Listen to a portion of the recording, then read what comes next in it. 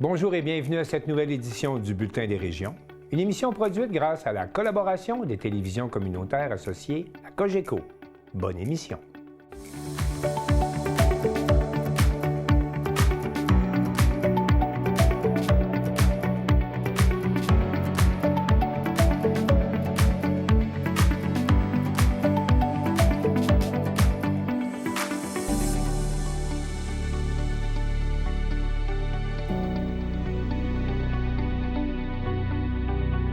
Au sommaire pour vous, à Coteau-du-Lac, les entrepreneurs étaient nombreux au souper annuel de la Chambre de commerce pour discuter des enjeux régionaux.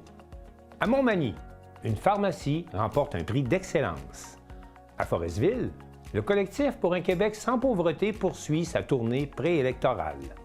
À Plessisville, on souligne le 20e anniversaire de la Fondation Hypertension artérielle pulmonaire Québec. À Montjoly, le festival littéraire La Crue des mots a présenté 18 événements grand public et 230 ateliers jeunesse dans une quarantaine de villes et villages de la Métisse. À Saint-Marc-des-Carrières, le théâtre Parmi nous propose aux jeunes une pièce de théâtre sur la santé mentale. À Baie-Saint-Paul, le Musée d'art contemporain présente sa programmation estivale. À Bonaventure, la 10e édition du Salon du livre a accueilli plus de 1000 élèves et présenté par moins de 70 exposants. Pour commencer cette émission, on retrouve Carl Blanchette de la télévision de la Matapédia, qui était à Causapscal, où les intervenants de la région ont dénoncé, à l'initiative du député Pascal Bérubé, la menace de fermeture du Bureau de la protection de la faune.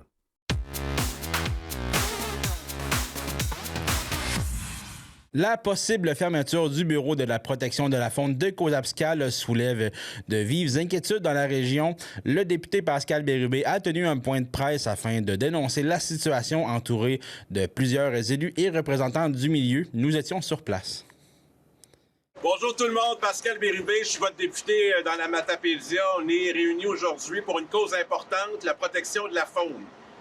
Je suis très conscient que je suis un député de chasseurs et de pêcheurs et qu'on a une richesse exceptionnelle autour de nous, qui est notre faune. Il faut la protéger pour s'assurer qu'on puisse en bénéficier encore longtemps pour les gens d'ici et nos visiteurs qui l'apprécient. Pour ça, ça prend des professionnels de la faune, des agents et des agentes de protection de la faune qui sont sur le territoire pour s'assurer qu'on respecte les règles, qu'on s'assure que la ressource est là pour longtemps. On a un bureau de la protection de la faune ici à Causapscal qui est menacé plus que ça. Je vous confirme que le bail se termine en février 2027. C'est une fermeture très claire du bureau de Causapscal qui est le premier au Québec. Au 19e siècle, la première fois qu'on a eu des agents de la faune relevant du gouvernement du Québec, c'était à Causapscal. Il y a une longue tradition qui va se terminer. En 2017, il y avait 8 agents de protection de la faune. Aujourd'hui, il en reste une seule et je la salue, qui est Vicky, qui est juste là, que vous connaissez bien. C'est épouvantable. Faire des compressions sur la protection de la faune, sur notre territoire, c'est une mauvaise nouvelle pour notre communauté. C'est une mauvaise nouvelle pour toute la communauté des chasseurs et des pêcheurs et c'est une bonne nouvelle uniquement pour les braconniers. C'est ça le message qu'on envoie. Alors ce matin, j'étais à Matane avec Martin Perrault, qui a fait la route, qui est le président national du syndicat des protections de l'agent de la faune, qui est avec nous aujourd'hui. On va se rendre à Chandler tout à l'heure. Le message qu'on passe, c'est ne fermez pas ces bureaux et faites en sorte qu'on a des ressources sur le territoire pour protéger, surveiller le territoire. C'est le message que j'envoie aujourd'hui. C'est aussi des bons emplois dans notre communauté, des emplois qui relèvent du gouvernement du Québec et qui sont essentiels pour la suite des choses. Donc, le message à la ministre Pascal Derry, ce bureau, il doit rester ouvert, puis on doit le remplir. Il n'y a qu'une seule personne présentement. C'est un territoire de plusieurs milliers de kilomètres carrés. C'est énorme. Ils vont montrer la carte, là. C'est incroyable. Juste celui de Matane, c'est près de 6000 kilomètres carrés. On parle à peu près dans les mêmes eaux. 7000. 7000. Imaginez, une seule ressource. Alors, je vous le dis, j'ai besoin de la solidarité des Matapédiens et des Matapédiennes, bien au-delà de Causapscal, pour avoir des ressources pour protéger notre territoire. C'est le combat qu'on va mener ensemble. J'espère qu'on va le gagner. La pression populaire a fait en sorte que hier, en fin de journée, comme par hasard, la députée de Bonaventure a annoncé que oui, on allait sauver le bureau pour une autre année. Mais ils ont dit la même affaire l'année passée. Alors, on va y aller pareil à Chandler tantôt, rappelez ça. Mais je voulais à tout prix d'abord passer à Cause-Abscale chez nous dans ma circonscription pour vous dire que je vais avoir besoin de vous pour s'assurer qu'on maintienne ce bureau-là. Donc, je m'arrête là. Je pense que vous avez bien compris mon message. Je vais demander à Martin Perrault, puis ensuite à nos élus locaux, de s'adresser à vous, puis aux médias qui ont fait la route pour venir nous voir. C'est apprécié. Couverture médiatique, c'est pas toujours simple dans Matapédia, mais je sens que ça vous touche aussi. Alors, Martin Perrault, qui a fait la route de pas mal plus loin que moi pour venir et qui est aux premières loges avec ses syndiqués, ses professionnels de la faune là, du combat qu'on a amené ici, mais partout au Québec. Alors, Martin, à toi de jouer. Bonjour tout le monde. Merci d'être venu en grand nombre à COSAP. C'est important. Comme Pascal l'a dit, il reste une personne à COSAP. C'est pas normal. Puis c'est quoi qui va être impacté s'il y a juste une personne? C'est le service que vous avez le droit d'obtenir. Le territoire doit être couvert partout au Québec. On est engagé par le gouvernement du Québec. On doit couvrir le territoire au complet. C'est pas juste avec une personne, malgré qu'elle peut faire le meilleur travail qu'on attend d'un employé de l'État. Elle peut pas patrouiller, faire tout le travail seul. Il n'y a même pas de secrétaire non plus au bureau en plus. Donc ça aussi, c'est un enjeu. Vicky, ça ramasse toute la job au bureau de COSAP. Puis les territoires sont tellement grands que de faire venir quelqu'un d'un autre bureau, c'est le message qu'on envoie. Au bon endroit, au bon moment. Ça, achetez pas ça. C'est pas un message à envoyer. C'est pas vrai que quelqu'un va partir de Rimouski, Laurier-Station, parce qu'on parle de district à cette heure, va venir couvrir une plainte ici. Ça n'a aucun sens. J'ai fait la route hier, je viens de ce coin-là, fait que j'ai pas le temps de me rendre s'il y a une plainte qui se passe là. Fait que la solidarité du monde, on l'a vu, Pascal l'a dit hier, à Chandler, ça a viré sur un 30 sous. On disait qu'on n'avait aucun intérêt de renouveler le bail, de discuter avec le propriétaire. Comme par hasard, un rassemblement se prépare une semaine de temps, tout change de bord, puis là, on veut renouveler le bail. C'est la même chose pour ici, il faut faire la même chose pour COSAP. C'est important que tout le monde, tous les organismes qui sont ici, les MRS, MRC et compagnie, il faut que tout le monde on travaille ensemble là-dedans pour que ça l'arrête. Puis les bureaux de la faune partout au Québec, il y en a présentement 25-26 qui pourraient être menacés de fermeture. Dans la même situation que COSAP ou que Chandler, ben, il faut que ça l'arrête immédiatement. Le bureau de Cause-Abscale est un bureau où il y avait le plus d'infractions au Bas-Saint-Laurent. C'est ici qui est à constater. Puis c'est pas parce qu'on avait des plaintes, c'est parce qu'on était sur le terrain. Faut être sur le terrain pour constater ici. Les gens n'en font pas de plaintes. Fait que, puis si vous n'êtes pas sur le terrain, oubliez ça, là, le monde, ils font ce qu'ils veulent. Ça a toujours été ça ici, le bureau de Cause-Abscale. Puis on a toujours été le meilleur bureau pour produire des infractions dans le Bas-Saint-Laurent. Ça fait que si vous voulez fermer ce bureau-là, là, ça n'a pas de bon sens. Au moment même où tout le gouvernement au complet, le caucus de la Coalition Avenir Québec, converge vers Rivière-du-Loup pour un caucus, c'est un message très fort à passer à ce gouvernement que le Bas-Saint-Laurent, qui est un territoire de chasse et de pêche, doit être protégé par des professionnels de la faune. C'est très important. Et ce qui s'est passé hier à Chandler, quant à moi, n'est pas réglé encore, mais une manœuvre de dernière minute, voyant la pression monter, mais je pense qu'on va la sentir dans la Matapédia aussi. Et je veux que se poursuivent les activités, puis je vous le dis, là, les premiers agents de protection de la faune au Québec relevant de l'État au 19e siècle, c'est à Cause-Abscale. C'est une longue tradition qui mérite de se poursuivre pour que les générations qui vont nous suivre puissent chasser et pêcher sur un territoire où on protège la ressource foncière.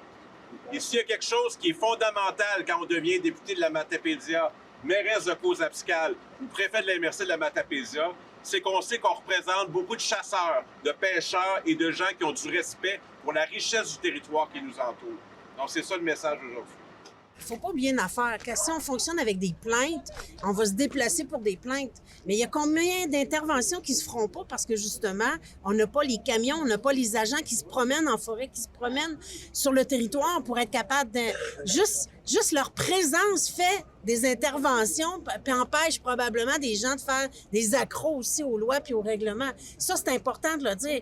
On a une personne actuellement, puis le camion, on le voit passer.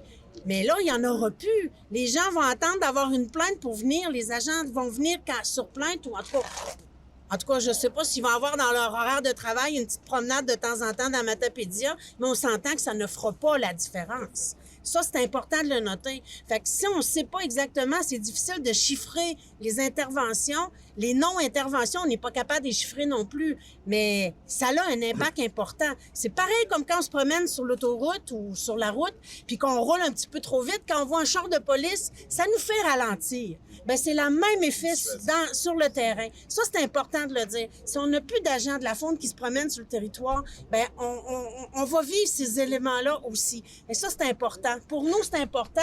Puis le territoire, on l'a dit, c'est des kilomètres de forêt, de lacs. On a des lacs, on a la rivière. C'est important qu'il y ait une présence sur le territoire.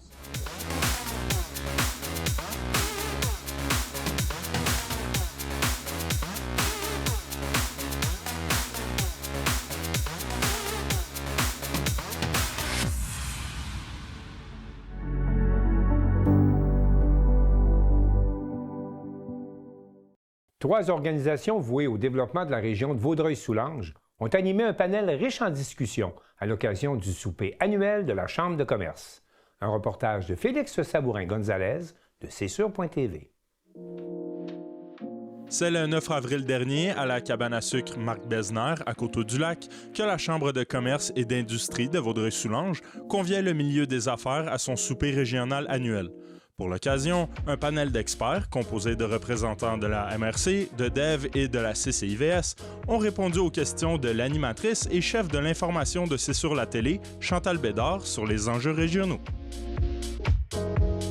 Pouvez-vous me donner vos impressions par rapport au panel qui vient d'être fait aujourd'hui? Le panel il était excellent ce soir. Honnêtement, on a été capable de capter un peu la vision de trois organisations qui collaborent beaucoup au développement régional, mais on n'a pas souvent l'occasion d'avoir cette discussion-là. Donc, c'était le fun de capable de réunir les trois visions en même temps. J'ai aimé qu'ils comprennent qu'on aille vraiment au sens large de l'attractivité, entre autres, d'une région, de trouver des équilibres entre le développement urbain ou agricole, la protection des milieux humides. C'est assez génial d'aller chercher les trois entités de la Chambre de commerce, de la MRC et de DEV parce qu'on se complète, on est complémentaires et donc les questions qui ont été posées sont répondues sous différents angles qui intéressent la communauté d'affaires nécessairement.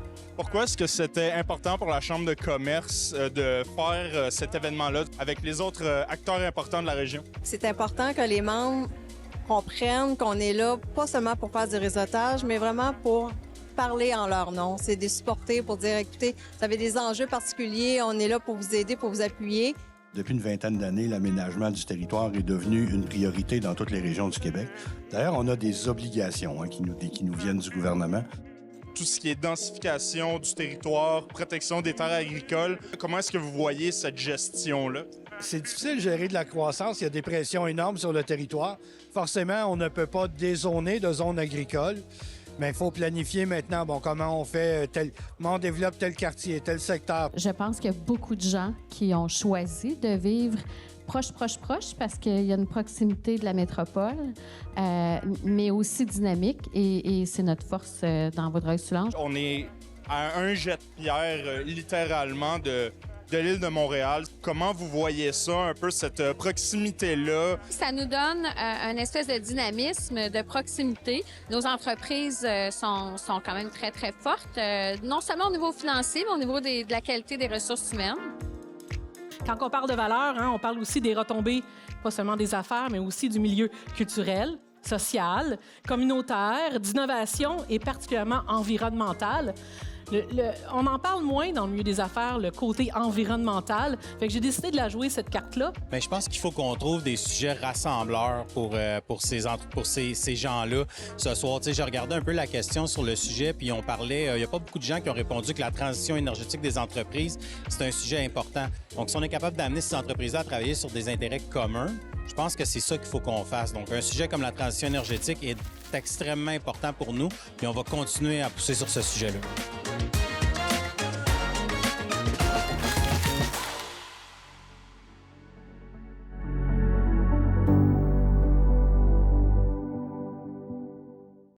Mario Lacombe de CMA TV a rencontré le président des pharmacies, Jean Coutu, M. Jean-Michel Coutu, qui était de passage à Montmagny pour remettre un prix d'excellence à la succursale locale de cette chaîne de pharmacies bien connue des Québécois. Mardi, la succursale de la pharmacie Jean Coutu à Montmagny avait l'honneur de recevoir M. Jean-Michel Coutu, président division pharmacie pour les enseignes Jean Coutu et Brunet. M. Coutu nous explique le prix qu'il vient décerner à la succursale de Montmagny. Oui, c'est notre prix Excelcom, donc qui est décerné à la pharmacie qui s'est démarquée durant l'année en excellence commerciale, donc dans l'exécution de l'ensemble de nos programmes, de l'ambiance qu'ils ont créée dans la succursale. Et la succursale ici à Montmagny le mérite très bien cette année. L'événement de la reconnaissance du prix d'excellence demande un travail et des efforts constants de la part du personnel et de ses dirigeants. M. Jean Thibault, copropriétaire du Jean Coutu de Montmagny.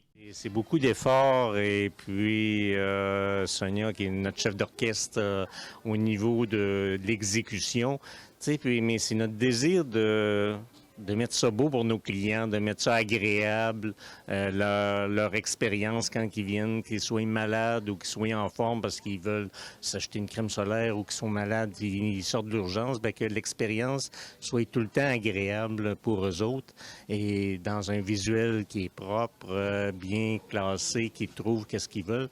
Donc, c'est juste, pour nous autres, ça veut dire que oui, c'est mission accomplie. Comme mentionné, le prix Excellence demande le travail et les efforts d'une équipe forte et dynamique. Madame Sonia Thibault, administratrice succursale 04 à Montmagny, nous en parle.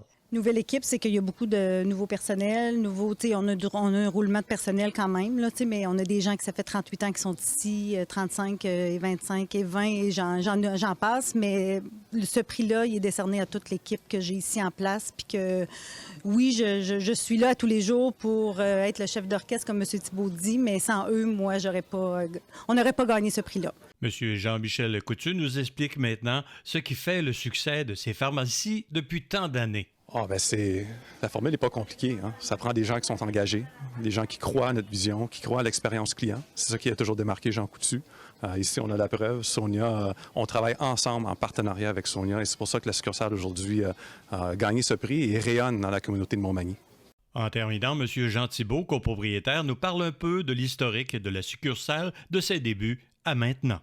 Des bons souvenirs. C'est toute l'évolution de la pharmacie. Quand je suis venu il y a 28 ans, c'était du tapis partout. Puis, j'ai dit, la première chose que j'ai dit, ça va changer.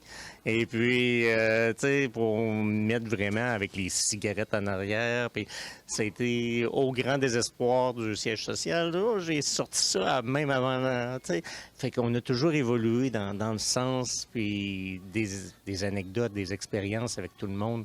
C'est un vécu de 28 ans et je suis encore là pour un bout. Il y a des nouvelles associées qui sont avec nous. Ma fille qui se joint, Véronique, avec laquelle je travaille depuis 12 ans, Béatrice, qui est notre petite nouvelle, mais qui, ça fait...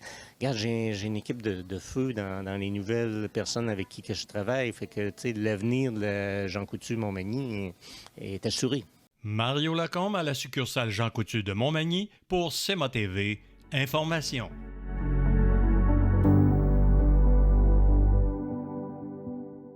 Dans le cadre de sa tournée préélectorale ayant pour thème « Parlons de pauvreté », le collectif pour un Québec sans pauvreté était de passage à Forestville et Joanie Godreau de la télévision du Littoral y était.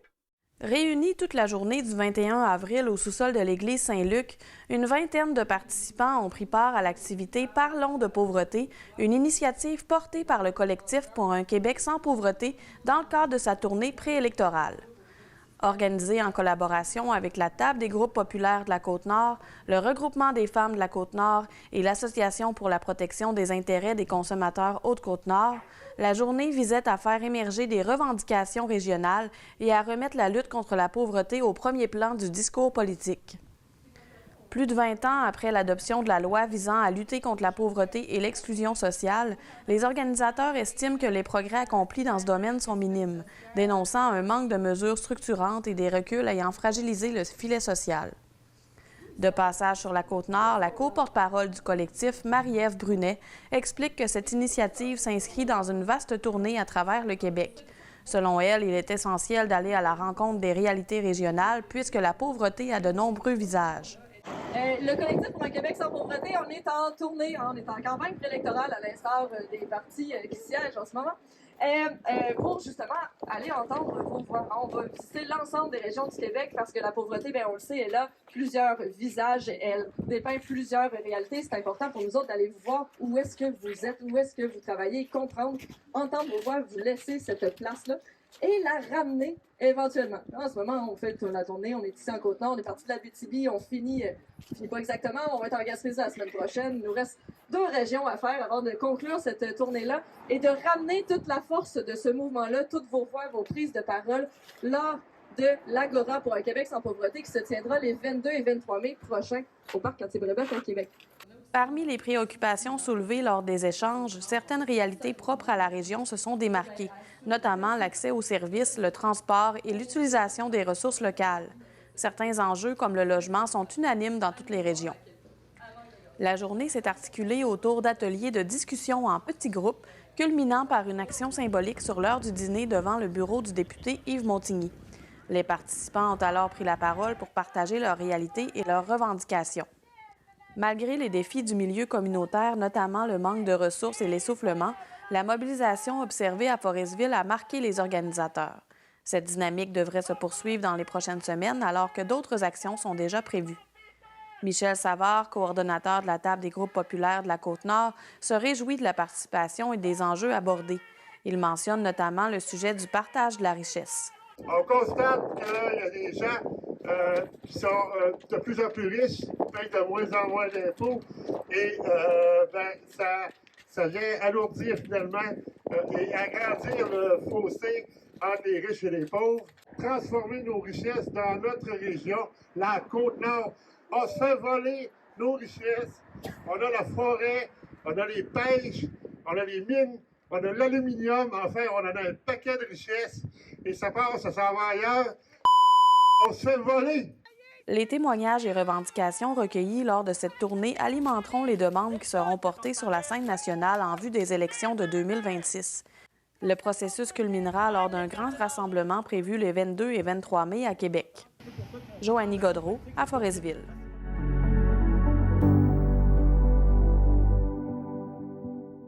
La Fondation Hypertension artérielle pulmonaire Québec a tenu une soirée reconnaissance pour souligner son 20e anniversaire et Jacob Kenville de la Télévision de l'Érable a profité de cet événement pour en savoir plus sur cette fondation.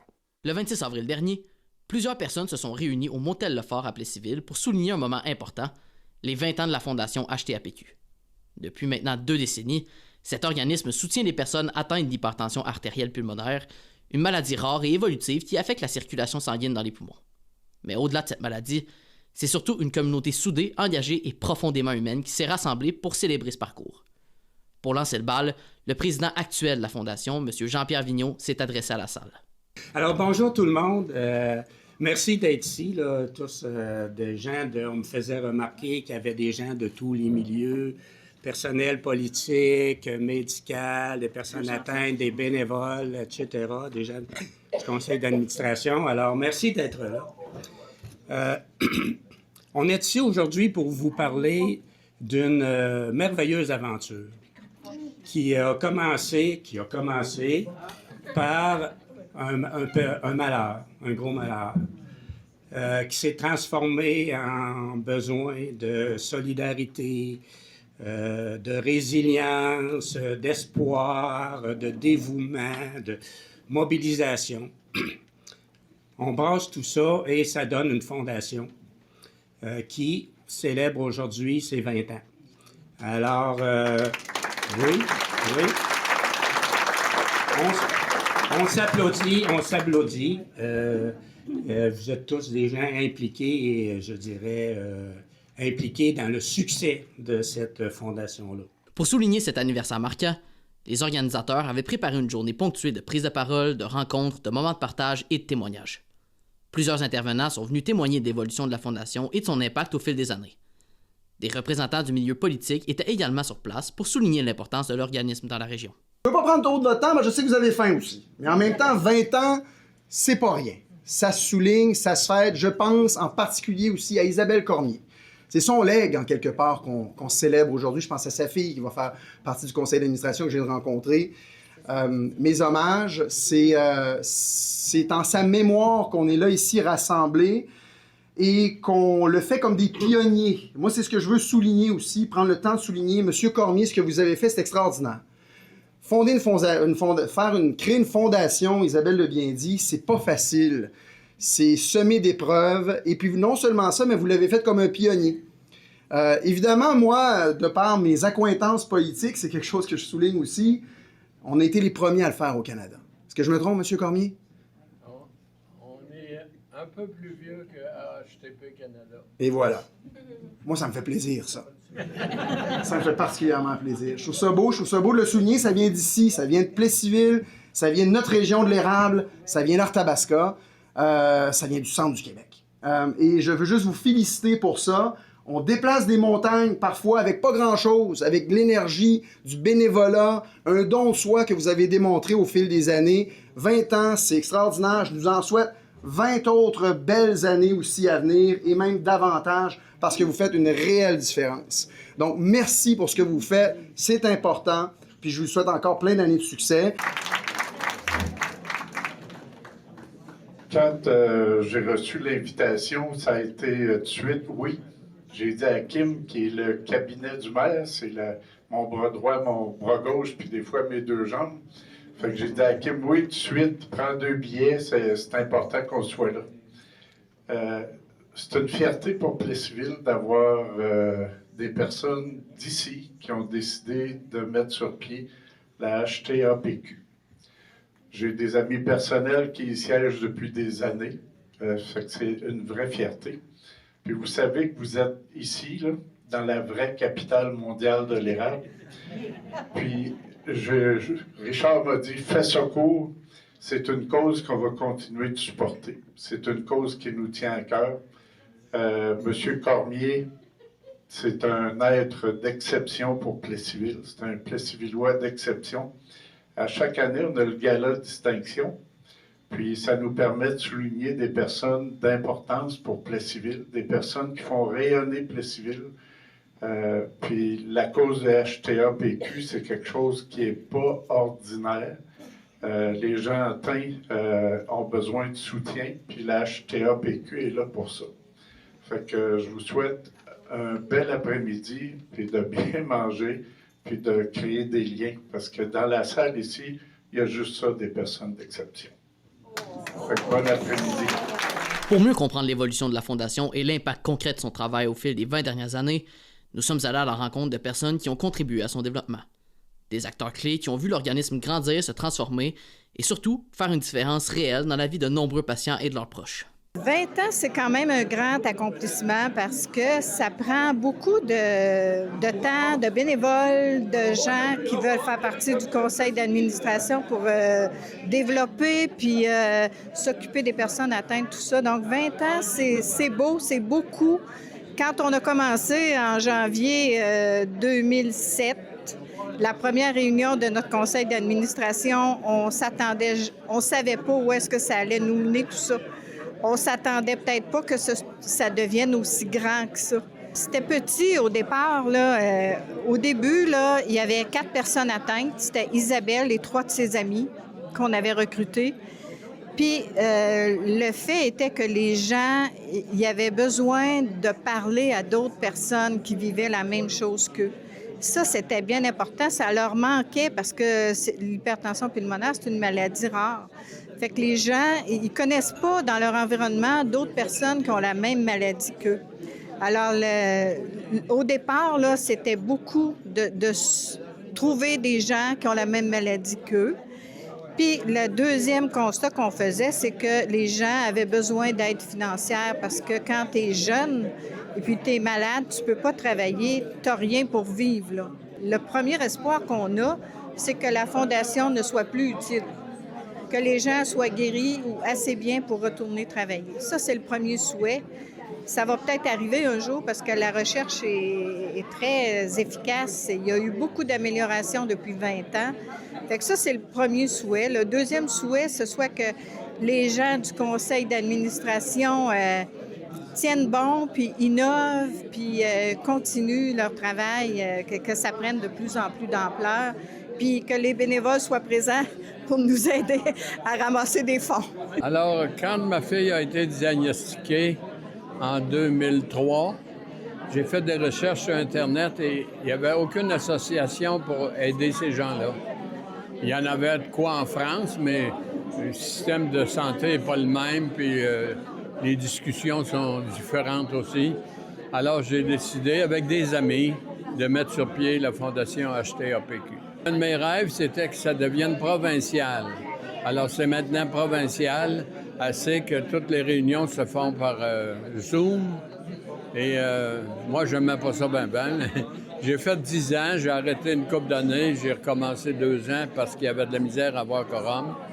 Et ça a continué. Maintenant, on a des administrateurs à travers tout le Québec. Alors, si vous souffrez d'hypertension artérielle pulmonaire, inscrivez-vous à notre fondation. Les personnes atteintes, ça ne coûte rien. Juste remplir un formulaire. Vous pouvez aller sur Internet, écrire Fondation HTAPQ, vous allez trouver comment faire. Un moment marquant pour la Fondation HTAPQ qui célèbre 20 ans d'engagement auprès des personnes atteintes et de leurs proches. Au fil des années, l'organisme a su créer un véritable réseau de soutien tout en contribuant à faire connaître une maladie encore peu connue du grand public. Et même après 2 décennies, la mission demeure plus pertinente que jamais. Encore une fois, merci à vous, à la maison, d'avoir été des nôtres. C'était Jacob Kenville à la TVC.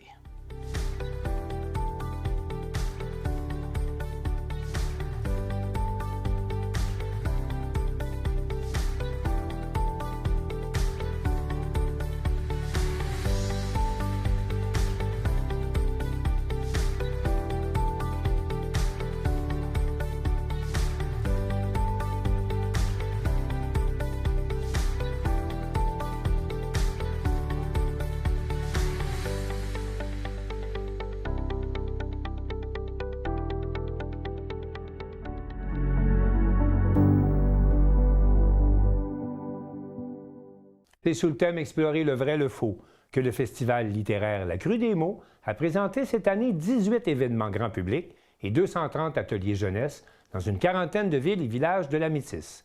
Marc Després de la télévision de la Métisse en parle avec Samuel Larochelle, qui était cette année l'invité d'honneur du festival. Eh bien, Samuel Larochelle, vous êtes l'invité d'honneur de La Crue des mots cette année, donc... Est-ce que c'est vous qui vous êtes suggéré ou on vous a approché? Ou... On m'a approché en septembre parce que moi, je suis déjà venu comme l'un des artistes invités il y a 8 ans, en 2018. Déjà? Puis j'avais résidé au Château Landry avec des illustrateurs, puis on faisait plein d'ateliers, on avait créé ensemble et j'étais tombé en amour avec l'événement. On est resté en contact avec l'équipe du CLAC. Puis je suis passé récemment à Métis-sur-Mer, au Jardin de Métis, pour une semaine en résidence d'écriture. Puis on en a profité pour se voir, puis elles m'ont invité à être leur invité d'honneur présentement. C'est sûr que je devais dire oui. Donc, il n'était pas question de refuser, là? Non, parce que moi, l'un de mes chevaux de bataille, l'une de mes missions, c'est de démocratiser la littérature sous toutes ses formes, faire comprendre aux gens que c'est pas ennuyant, que tout le monde est assez intelligent pour comprendre, puis que aller jouer dans cette imagination-là, ça peut faire des merveilles. Fait que d'avoir des activités avec les ados et des activités avec les adultes, ça me parlait très fort. Et bon, le thème, le vrai du faux, ça aussi, est-ce que ça vous a inspiré? Oui, parce que j'ai 2 professions. Je suis un journaliste puis un écrivain. Donc, comme journaliste, mon but, c'est de chercher la vérité, de partager les faits, la science, puis d'éduquer les gens en vulgarisant. Puis comme écrivain, ben j'invente des histoires, je fais des mensonges, je bâtis du faux, puis on me paye pour ça. Donc moi, je sais entre les deux, puis je trouve ça agréable de jouer là-dedans. Et sûrement que vous êtes parmi les artistes là, qui allaient dans les écoles pour La Crue des mots? Oui, j'ai 12 ateliers cette semaine et ils sont tous au Mistral, à l'école secondaire. Donc, je guide les jeunes sur comment construire un personnage principal, peu importe le type d'histoire qu'on va leur demander dans la suite de leur secondaire ou s'ils ont envie d'écrire chez eux.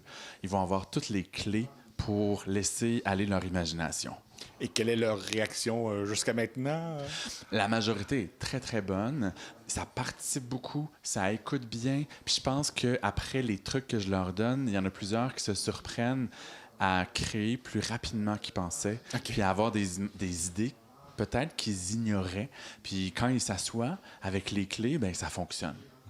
Et à ce moment-là, bon, comment vous voyez la Crue des mots comme événement pour en tant qu'auteur? Bien, moi, il faut savoir que j'ai grandi en Abitibi-Témiscamingue, donc même si le paysage est différent, c'est une région qui est similaire à celle ici. Je sais à quel point c'est important de fournir des efforts pour que l'art, la culture, les mots se rendent jusqu'aux gens. Je trouve qu'ils le font très, très bien ici. Et je pense même que ma ville natale, ma région natale pourrait bénéficier d'aussi belles idées. OK. Et selon vous, est-ce qu'on en a fait assez au Québec pour aider justement les auteurs et des événements comme aujourd'hui? Je pense qu'on pourrait s'inspirer beaucoup plus de la Crue des mots. À travers le Québec, on dit qu'on aime la culture, mais on ne pose pas suffisamment les gestes concrets pour la soutenir. Et les gens pensent encore que les artistes, dans le fond, c'est un loisir, puis que ça ne vaut pas nécessairement de la rémunération puis d'être payé, mais c'est important de soutenir la professionnalisation des artistes. Et donc, pour vous, c'est pour un auteur, parce qu'on sait que ça se bouscule aux portes quand même. Donc, pour vous, de pouvoir revenir, c'est une belle occasion, là.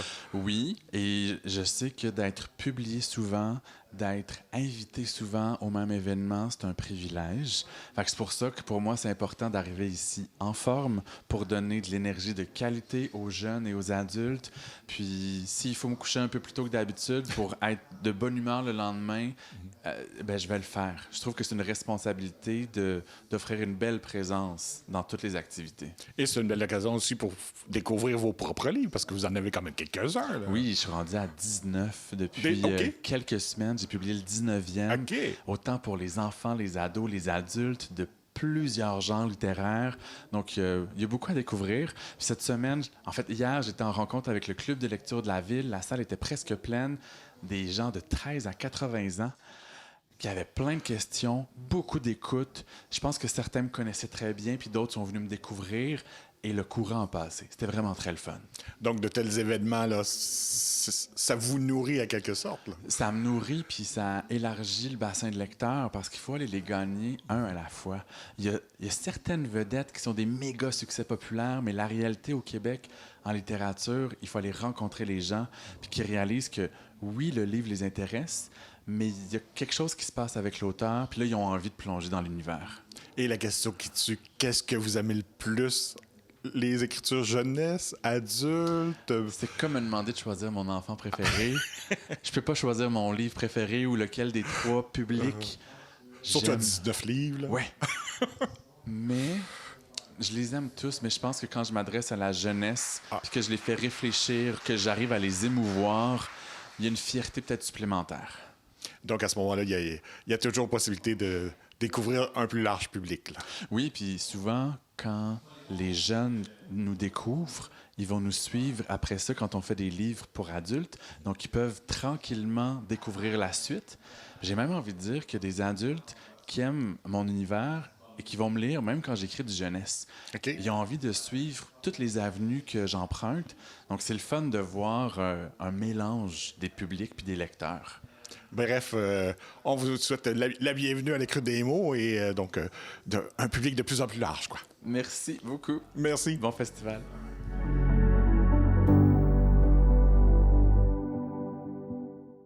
Dans le cadre de la Semaine de la santé mentale, le chantier de la réussite éducative de Portneuf présentait une pièce de théâtre de la troupe Parmi nous qui était destinée aux jeunes et qui portait sur les différents enjeux de la santé mentale. Papa Moussa Camara, de CJSR, a assisté à cette représentation. Veux-tu que je t'aide à faire une épicerie tantôt? T'as ça à manger en résidence, là? Je vais te faire un bon déjeuner! C'est trop de questions! À travers cette pièce de théâtre interprétée par la troupe Parmi nous et la présence de plusieurs organismes communautaires, la santé mentale des jeunes était au centre d'un événement rassembleur à Saint-Marc-des-Carrières.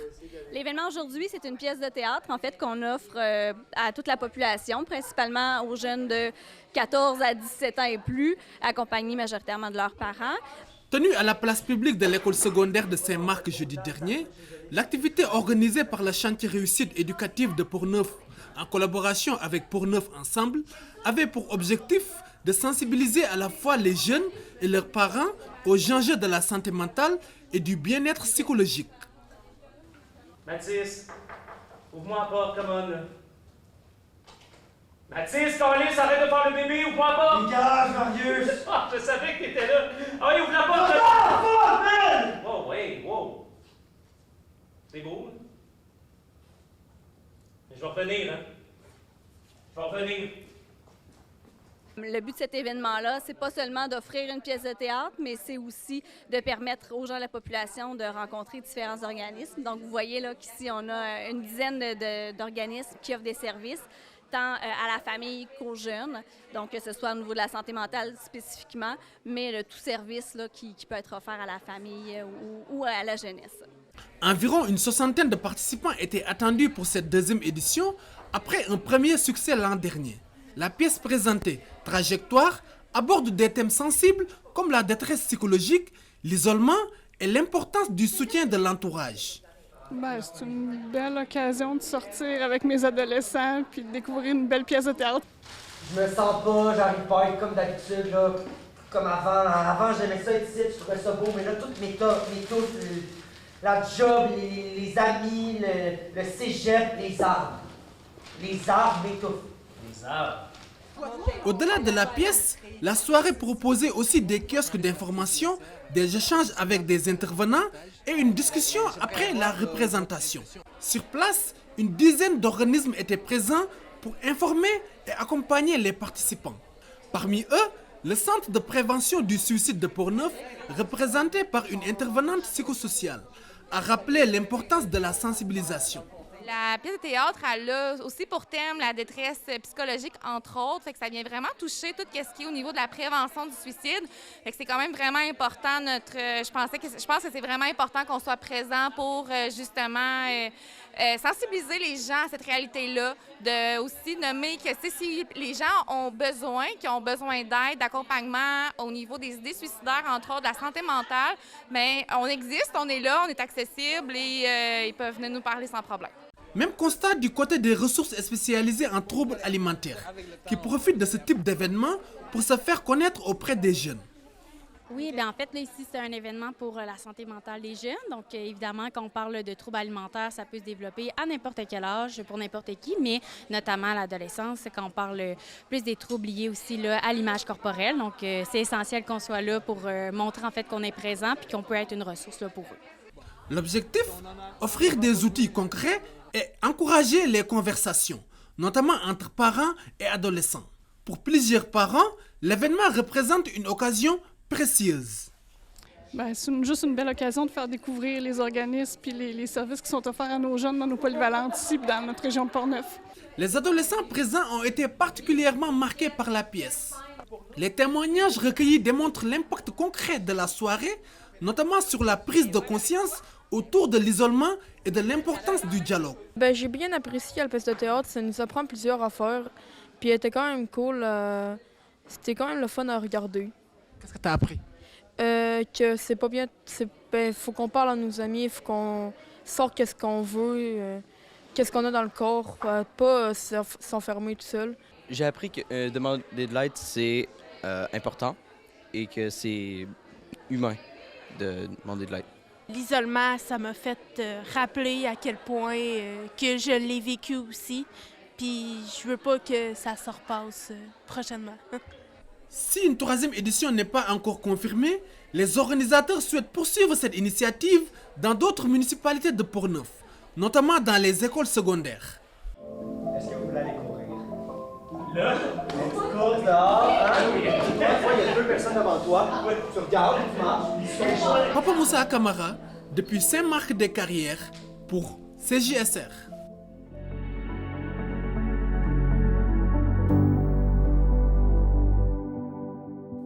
Le Musée d'art contemporain de Baie-Saint-Paul vient de présenter sa programmation estivale ainsi que les différentes activités qui animeront la 44e édition du Symposium international d'art contemporain. Félix Chouinard de TVCO. L'été s'annonce culturellement ambitieux à Baie-Saint-Paul. Le Musée d'art contemporain vient de dévoiler sa programmation estivale. 2 nouvelles expositions seront à l'affiche de l'institution culturelle charlevoisienne.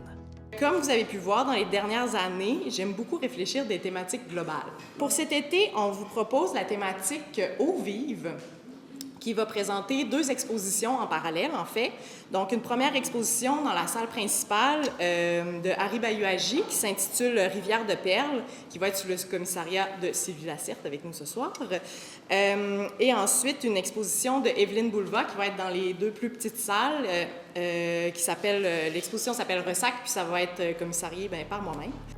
Le Musée d'art contemporain de Baie-Saint-Paul sera d'ailleurs la première institution muséale canadienne à présenter une exposition personnelle de l'artiste Harry Bayouagi, qui connaît actuellement un franc succès en Asie. C'est absolument incroyable parce que Harry a une carrière internationale, beaucoup en Asie, en Europe, mais au Canada, il a participé à des expositions collectives. Il y a eu 2 expositions personnelles, mais pas dans un musée. Et moi, je trouve ça vraiment extraordinaire que ça se passe ici, puisque, comme je disais tout à l'heure, le symposium, pour lui, a été vraiment un élément déclencheur pour son parcours artistique. Il a découvert toutes sortes de choses. C'est grâce à la relation privilégiée qu'on a eue au travers du symposium que pour lui, c'était normal de venir faire sa première exposition ici. T'sais, on n'est pas vu comme étant t'es un petit musée de région, c'est pas ça. On a vraiment notre place au Canada, au Québec, au Canada, puis à l'international. On est un lieu vers lequel les gens peuvent se tourner. T'sais. Cette année d'ailleurs, les 2 artistes présentés au musée, ainsi que la commissaire Sylvie Lacerte, sont passés par le symposium au cours de leur carrière. Une belle reconnaissance de l'héritage de l'événement. C'est le fun de voir comment est-ce qu'on peut utiliser cette relation-là pour en créer quelque chose après ça avec le musée. Puis nous, bien, de se retourner vers eux par la suite après leur passage ici, bien, c'est de venir légitimer leur carrière artistique. C'est de se dire, bon, bien, vous avez passé par ici il y a 10 ans, là, vous êtes rendu là, on s'intéresse à ce que vous faites. Fait que, tu sais, ça vient créer un tout, en fait, là, avec qu'est-ce qu'on est d'un côté plus peut-être artiste de la relève, puis artiste établi rendu au musée. Beaucoup d'artistes qui sont venus ici, dont les parcours à la suite du symposium ont été vraiment extraordinaires. Et comme le disait Gabriel, le symposium, c'est vraiment un tremplin pour beaucoup d'artistes. Et même, il y a des artistes établis qui veulent venir au symposium aussi. Et justement, commissarié par Anaïs Castro, le symposium de cette année portera sur le thème du camouflage. Une thématique inspirant la commissaire à la fois pour son aspect militaire qu'environnemental pour aborder les enjeux actuels.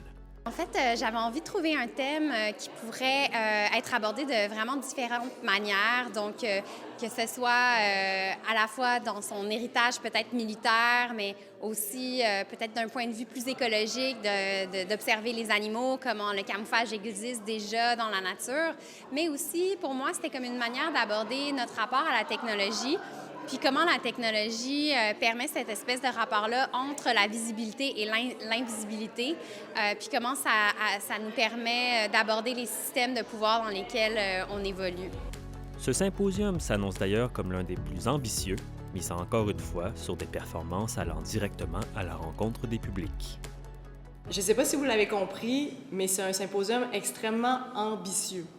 Tu sais, mettons qu'on regarde tout ça un peu de manière détachée. On déménage une maison jaune jusqu'ici. On construit une ambassade où est-ce que vous allez pouvoir venir étamper vos passeports et vos visas, mais des fois, vous ne l'aurez pas. Des fois, vous allez l'avoir parce que c'est ça le propre de la bureaucratie. On va construire un jardin. Il y a quelqu'un qui va faire 1050 performances. On construit aussi un chalet parce que pourquoi pas. Vraiment des projets extrêmement ambitieux qui vont être dans la ville également. Donc, comme l'année dernière, on continue à vouloir sortir du pavillon. Oui, il y a des choses qui vont être dans le pavillon, dans la placette, mais le chalet, il va probablement être là parce que la ville est à veille de dire oui, puis l'Église a déjà dit oui. Alors que la situation financière d'autres institutions culturelles de la région semble plus que précaire, le Musée d'art contemporain de Baie-Saint-Paul semble à contre-courant. C'est très différent, je dirais. Nous, on a une fondation quand même depuis un bout qui nous permet d'amasser des sous puis de faire qu'on n'est pas dans le 9 en 1 immédiatement. Il y a aussi le fait que, il y a quand même un renouveau qui arrive avec le musée. Depuis les 3 dernières années, une nouvelle équipe, une nouvelle direction, il y a beaucoup de choses. Puis, bien, les gens viennent, les gens sont heureux, les gens... on se fait dire des fois, les gens viennent moins dans les musées, mais nous, on a doublé notre achalandage. Fait qu'on va chercher les gens, mais les gens y répondent. Fait que, je pense qu'on est très chanceux d'un côté, puis on met beaucoup, beaucoup d'efforts pour être dynamique, puis pour dire, oui, la culture, ça va pas très bien, mais on en a besoin de la culture. Fait que comment on réussit à faire les choses quand même? Les nouvelles expositions ouvriront le 20 juin pour une période de 3 à 5 mois. Le symposium, quant à lui, aura lieu du 5 au 30 août.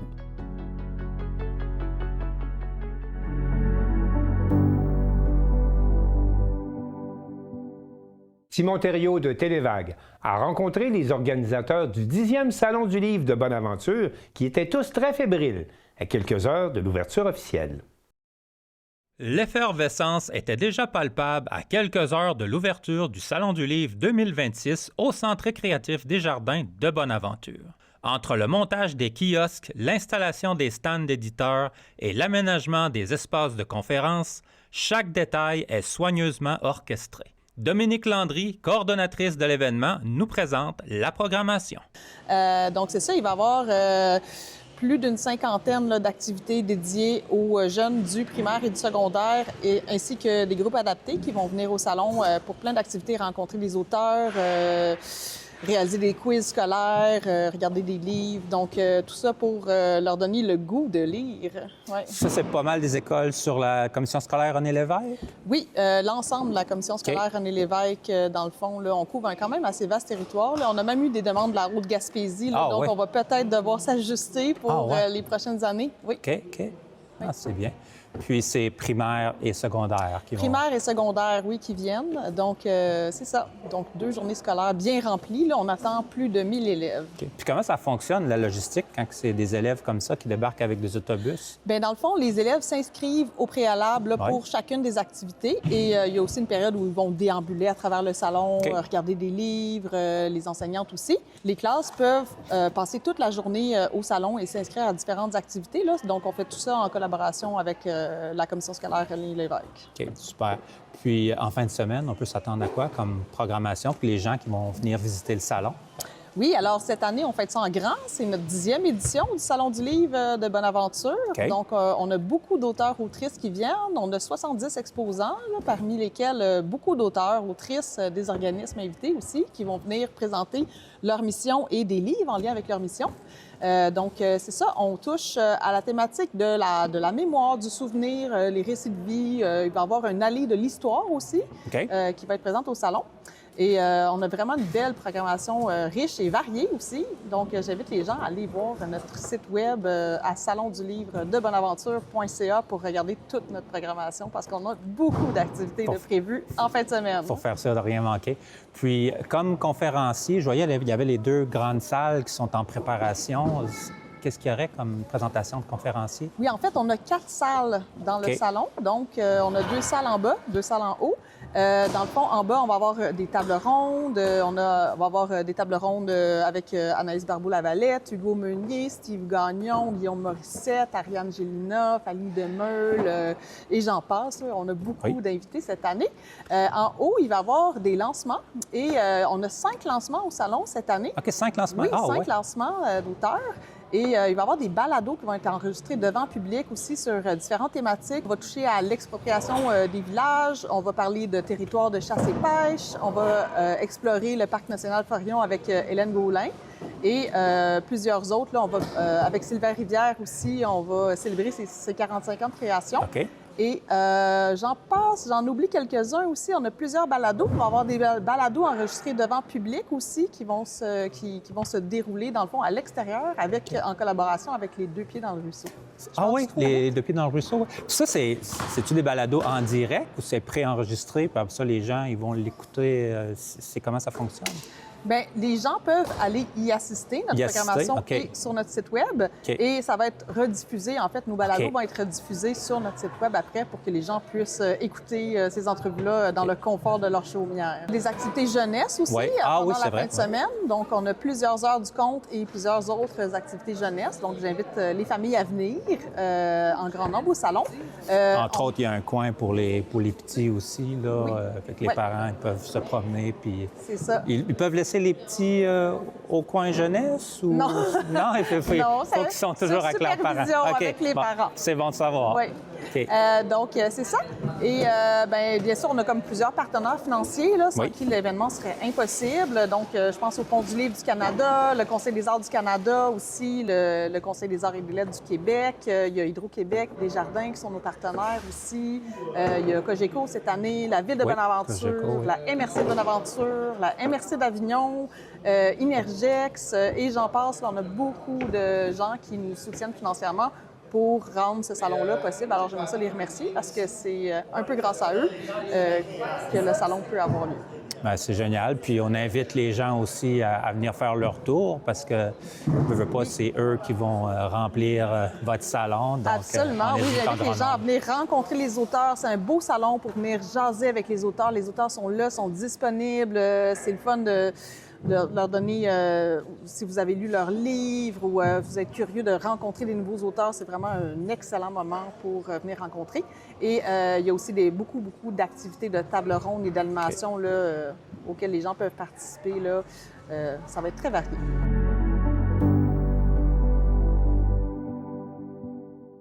C'est tout pour le Bulletin des régions cette semaine. J'espère que cela vous a plu. Je remercie toutes les stations de télévision participantes et je vous dis à bientôt.